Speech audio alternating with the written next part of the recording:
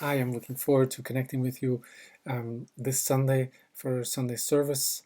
If not before, my prayers go out to you in this difficult time. Um, I cannot help but think about Joan Knapp's famous apple pie at this moment.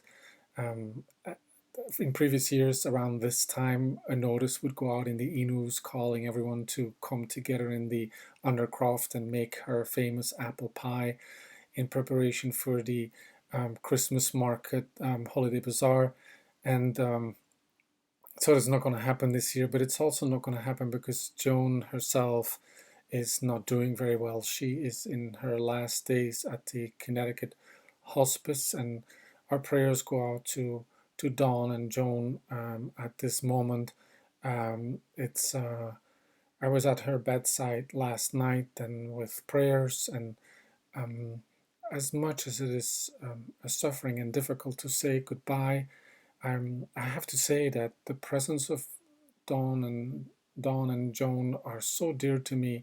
The joy and the faith they always bring in our community, um, and it has reminded me of the readings that we have these days that are so hopeful. Also during this time where we have so much grief and loss, um, and where we feel caught by this pandemic and other challenges that come our way these days. But in our faith, as we read during the reading last week, we hear that whether we live or die, we are the Lord's. And as we are reading in our community these days, the book of Richard Rohr and the Universal Christ, where we are reminded that this massive hope of eternal life is not something that comes just in the, so to speak, afterlife, but it is already starting right now. It is penetrating our whole being that yes, we know we are in an earthly tent, and we are experiencing an end. In faith, we also realize that we are just at the beginning of a fantastic reality of love and hope that God seeks to start in us, that as the letter of Paul to the Corinthians is saying, is seeking to envelop us and bring us in that fullness of life.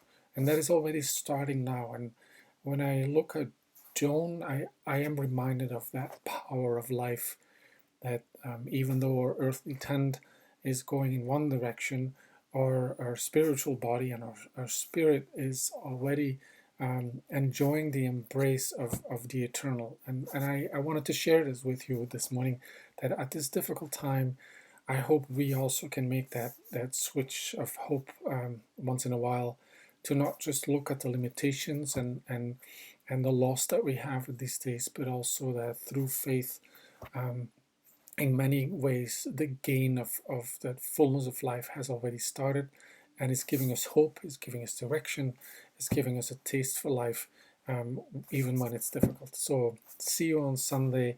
Prayers for Joan and Dawn and their family, and for all of you at this time of the pandemic.